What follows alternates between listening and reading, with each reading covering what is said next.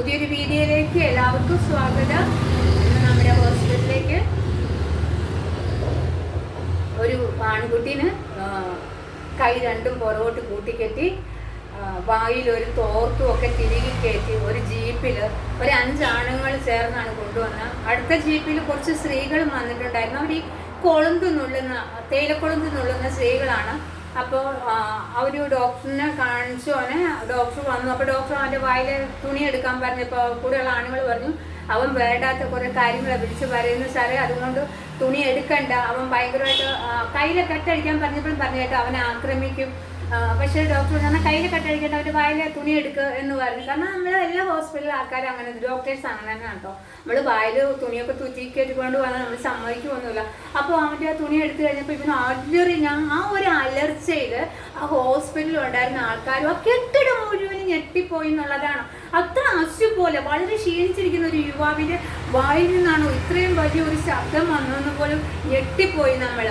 അങ്ങനെ അവൻ വിളിച്ചു പറയുന്ന കാര്യത്തിൽ നിന്നും പിന്നെ അവൻ്റെ ആ ചേഷ്ടകളിൽ നിന്നും നമുക്ക് മനസ്സിലാക്കാൻ പറ്റിയത് എന്താണെന്ന് വെച്ചാൽ അവൻ മയക്കുമരുന്നിന് അഡിക്റ്റാണ്. അപ്പോൾ ഈ കൊളുന്ത് നുള്ളിക്കൊണ്ടിരിക്കുന്ന സ്ത്രീകൾ ഒരു ഒച്ച കേട്ടുണ്ട്, അലർച്ച കേട്ടുകൊണ്ട് ഓപ്പോസിറ്റ് മലയിലേക്ക് നോക്കുമ്പോൾ ഈ പയ്യൻ ആ മലയിൽ കൂടെ കിടന്ന് ഓടുന്ന ഒരു കാഴ്ചയാണ് കാണുന്നത്. അപ്പോഴത്തേക്ക് ഏത് പയ്യനാണെന്നൊന്നും അറിയില്ല, കുറച്ച് ദൂരെയാണ്, പ്രായമുള്ള സ്ത്രീകളാണ്, അത്രയും കാഴ്ച അവർക്ക് പെർഫെക്റ്റ് ആയിട്ട് എത്തിയില്ല. അപ്പോൾ അവർ ഈ വണ്ടിയിൽ കൊണ്ടുപോകാൻ വന്നിട്ടുള്ള ഡ്രൈവേഴ്സ് ഉണ്ട്. അപ്പോൾ അവരോട് പറഞ്ഞു നിങ്ങൾ അവിടെ പോയി നോക്കിക്കുക, ഒരു ആൺകുട്ടിയാണ് ആ കിടന്ന് ഒച്ച വെച്ച് ഓടുന്നതെന്ന് പറഞ്ഞു. അപ്പോൾ ഇവരുടെ കൂടെ ജോലി എടുക്കുന്ന ഒരു സ്ത്രീയുടെ മകൻ തന്നെയാണ് അവിടെ. അവരെല്ലാവരും കൂടെ ഓടിക്കയറി ചെല്ലുമ്പോൾ കിടന്ന കാഴ്ച ഈ കുട്ടി വളരെ ആക്രമകാരിയായിട്ട് മരത്തിൽ തലകൊണ്ടിരിക്കുക.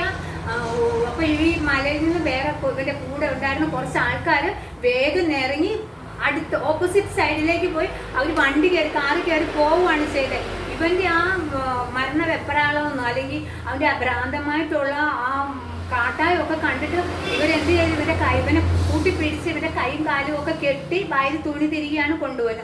അപ്പോൾ ആ തുണി എടുത്ത സമയത്ത് അവൻ പറഞ്ഞത് കാശ് കൊടുക്കാനിട്ടാണ്. ഞാൻ കാശ് എത്രയോ കൊടുത്തതാണ്, ഞാൻ എന്തോരം കാശ് കൊടുത്താണോ, ഇപ്പം എൻ്റെ കയ്യിൽ ഇല്ലയെന്ന് പറഞ്ഞപ്പോൾ അവരെനിക്ക് തന്നില്ല, സാധനം തന്നില്ല, കല്ല് തന്നില്ല, അവരെനിക്ക് മരുന്ന് തന്നില്ല.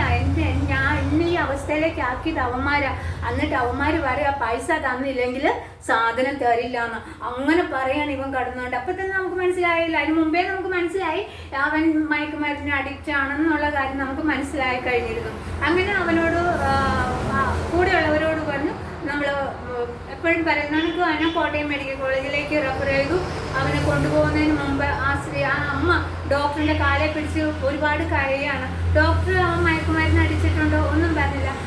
ഡോക്ടർ ആ അമ്മയോട് പറഞ്ഞത് എന്താണെന്ന് വെച്ചാൽ നിങ്ങളുടെ കുട്ടിക്ക് നല്ല വിദഗ്ധമായ ചികിത്സയും കൗൺസിലിങ്ങും ഒക്കെ കിട്ടും കോട്ടയം മെഡിക്കൽ കോളേജിൽ, നമുക്കിവിടെ അതിനുള്ള സൗകര്യമില്ല എന്ന് പറഞ്ഞിട്ടാണ് അവനെ മടക്കി അയക്കുന്നത്. അപ്പോൾ ആ അമ്മ പറയുന്നത് എന്താണെന്ന് വെച്ചാൽ മകന് പ്രേതബാധ ഉണ്ടായതാണ്. ആ മലയിൽ വെച്ചിട്ട് എൻ്റെ മകൻ നല്ല പഠിക്കുന്ന മകനാണ്. അവന് ഹോസ്റ്റലിൽ നിന്ന് എറണാകുളത്തൊരു കോളേജിലാണ് അവൻ പഠിക്കുന്നത്. ഹോസ്റ്റലിൽ നിന്ന് പഠിക്കുന്നത് ആയതുകൊണ്ട് തന്നെ ചിലവ് ഒരുപാടാണ്. അവൻ ഇന്നലെ വന്നു. അപ്പോൾ ഇന്നലെ രാവിലെ പൈസ ഇട്ട് കൊടുത്തിട്ടും അവൻ ഇന്ന് വെളുപ്പിന് എത്തുകയാണ് ചെയ്തത്.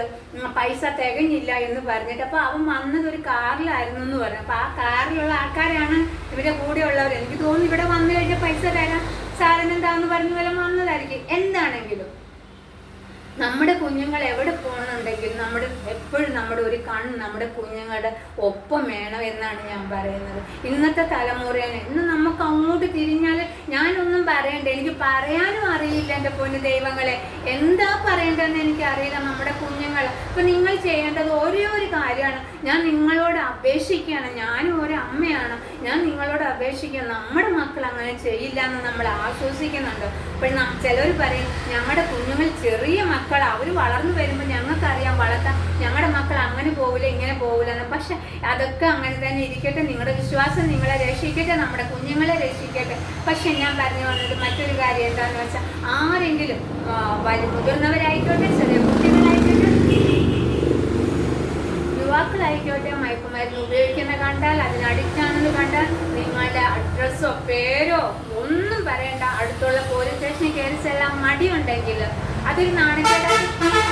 നാണക്കേടായിട്ട് തോന്നുന്നുണ്ടെങ്കിൽ നിങ്ങൾ പുറത്ത് എവിടെയെങ്കിലും വെച്ച് ഒരു പോലീസ് വണ്ടി കണ്ടാലോ നിങ്ങൾക്ക് ധൈര്യപൂർവ്വം ചെന്ന് നിങ്ങൾക്ക് സംസാരിക്കാം. നിങ്ങളുടെ ഫോൺ നമ്പർ, നിങ്ങളുടെ അഡ്രസ്സും ആദ്യം പറഞ്ഞാൽ തന്നെ നിങ്ങളുടെ പേരും ഒക്കെ വളരെ രഹസ്യമായിട്ട് സൂക്ഷിക്കുന്നതായിരിക്കും. അങ്ങനെ നമുക്ക് നമ്മുടെ കുഞ്ഞുങ്ങളെ, നമ്മുടെ ഈ സമൂഹത്തിൽ നമുക്ക് തിരിച്ചു പിടിക്കാൻ, ഇന്നത്തെ തലമുറ നാളത്തെ തലമുറേനെ നമുക്ക് ഒരുമയോടെ നശിച്ചു പോകാതെ കൈ കോർത്തു പിടിച്ച് അവരെ സംരക്ഷിക്കാം. അതിന് നിങ്ങളും ഭാഗമാക്കാവുക.